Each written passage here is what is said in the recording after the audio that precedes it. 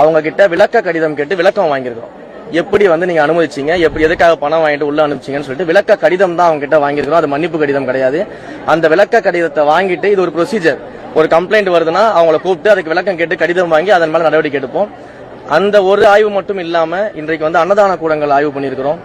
அதே போல கோயிலினுடைய சொத்துக்கள் பற்றிய ஆய்வுகளை நடத்தியிருக்கிறோம். கோயிலுக்கு வர வேண்டிய வருமானங்கள் எங்கெங்கெல்லாம் தடைப்பட்டிருக்கின்ற அந்த ஆய்வுகளை நடத்தியிருக்கிறோம்.